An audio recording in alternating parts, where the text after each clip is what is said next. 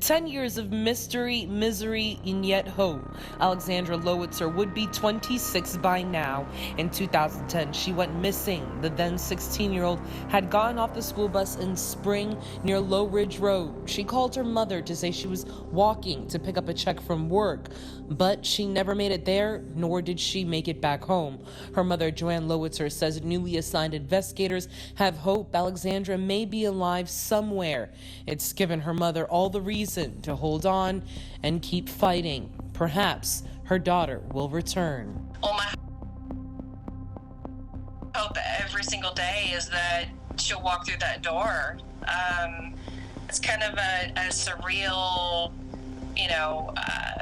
feeling, and I would have never thought 10 years later we would still be, in the situation that we are. I just knew that somebody would come forward and, lead us to finding her, and we would have found her by now.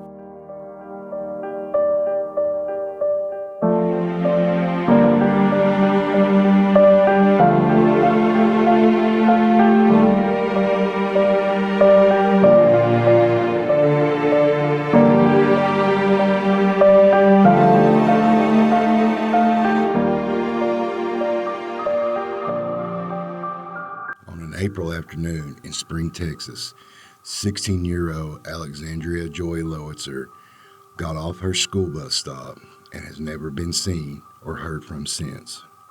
This is The Unknowns. Alexandria Lowitzer. Alexandria, whom her family and friends called Allie, recently started her first job at the Burger Barn, located a short distance from the Lowitzer home. Alexandria contacted her mother at 2:25 p.m. shortly before leaving school to ask her mother if she could walk to the Burger Barn. Alexandria was excited to pick up her paycheck and also wanted to pick up a few extra hours that afternoon. Initially, Allie's mother was not comfortable with letting her daughter go on her own, but after some teenage persuasion, Allie's mother reluctantly gave her permission. Alexandria got off the bus at her normal stop. School bus cameras captured Allie exiting the bus along with two other students. The other students reported that Alexandria was walking further behind from them, but that was not out of the ordinary, as Allie did enjoy texting with her family and friends. The last reported eyewitness of Alexandria was she was walking away from her home toward the exit of the neighborhood. The last text message recorded on Allie's phone was a message to her friend at 2:57 p.m. Alexandria's mother returned home from work around 5:30 p.m. and had yet to hear from Allie, which her mother assumed she would get a text or call when she went on break to make plans for picking her up from the Burger Barn. Her mother did send Alexandria a couple of text messages that evening to check on her and did not get a response back. The Burger Barn closed at 9 p.m., so Allie's mother, being concerned when she had not heard anything from Allie, left her home shortly before 9 p.m. By the time she reached the Burger Barn, she found the restaurant closed and locked. Immediately, Alexandria's mother contacted family and friends to ask if anyone knew where Allie was. They spent hours frantically searching and reaching out to anyone that could possibly know where Allie was. After that, law enforcement were contacted and Alexandria was reported missing. The rest of that night was spent reaching out to Allie's friends and their parents and searching all local hangout spots. Local law enforcement did a brief search of Alexandria's room, then told her parents to call them back tomorrow when she comes home. When the officer was asked, "What do we do if she doesn't come home?" he replied, "Call us." No report was taken that night. Alexandria did not come home that night. The next day, Allie's mother desperately spent the entire day trying everything she could. A friend at the Girl Scout Council suggested calling the Laura Recovery Center and by the next morning, they helped to organize friends and family while also trying to get law enforcement to get involved. Law enforcement did question the students that got off the bus at the same time as Alexandria, as well as co-workers at the Burger Barn. Law enforcement concluded that since there was no evidence of a crime, they would classify this as a runaway teen. The Lowitzers were devastated. They strongly disagreed with law enforcement, insisting that this was not Allie's typical behavior, and there were circumstances that, to them, did suggest foul play. Allie was an avid texter, averaging 4,000 per month, and used her cell phone often, yet all communication, including pinging cell towers, stopped at about 3 o'clock p.m. Allie's room was exactly how it was that morning prior. Her cell phone charger, clothes, makeup, money, jewelry, and things that were very important to her were not missing. If Allie ran away, she would have taken many of those items with her.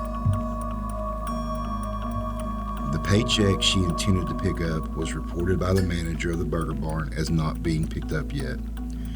Burger Barn employees claimed not to have seen Allie that afternoon. Allie rarely went out with friends and loved her creature comforts of home. Her friends would usually hang out at her house rather than she going to theirs. She liked being in her room, drawing, painting, listening to music while texting or talking on the phone. Allie was an active girl involved in softball, Girl Scouts, choir, and art. Allie had plans in the near future. She looked forward to helping arrange an Alice in Wonderland party for her best friend's birthday. Since law enforcement was not getting involved with an investigation, the Laura Recovery Center established a command center, coordinated search teams and volunteers to search the area. For 2 weeks straight, the Laura Recovery Center organized and executed awareness alerts, flyer distribution, and searches. Literally hundreds of searches, including local mounted search and rescue teams, search dogs, ATVs, boats, and volunteers from the community searched in wooded areas, creeks, and houses in the area. It is troubling how law enforcement handled this situation from the start. Even if Allie was a runaway, why wouldn't they start searching that night? Critical leads could have been discovered. The first hours after a disappearance are the most critical and completely unjustifiable decision law enforcement made by doing nothing is a level of neglect that should be answered for. Labeling Alexandria as a runaway teen does not excuse law enforcement response that night. Now, over 14 years later, no leads, no evidence, no answers. In 2021, Alexandria's mother was interviewed by Fox 26 in Houston. Joanne would state, "I never thought that I would be doing this for this long. They call it ambiguous loss because there's this piece missing from your heart that won't be filled until you do find your missing loved one. When there's a body that's been found that is waiting for identification, that's one of the bad days. You just sit and wait until you find out if it's male or female," Joanne says.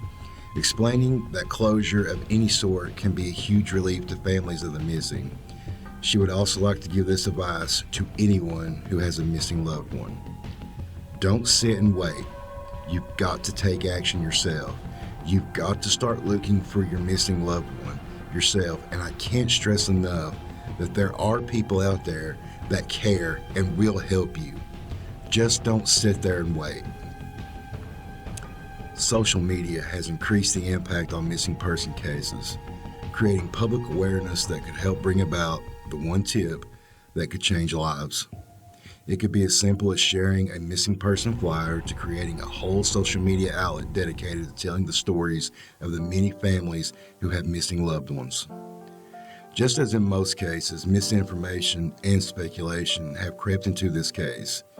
While doing research for this video, I ran across many outlets reporting wrong facts. I would encourage anyone looking into the Alexandria Lowitzer disappearance to please visit the official family-ran website at www.alexandrialowitzer.com. I will put a link to it in the description below. I would like to personally thank Joanne Lowitzer for her time working with me on this video.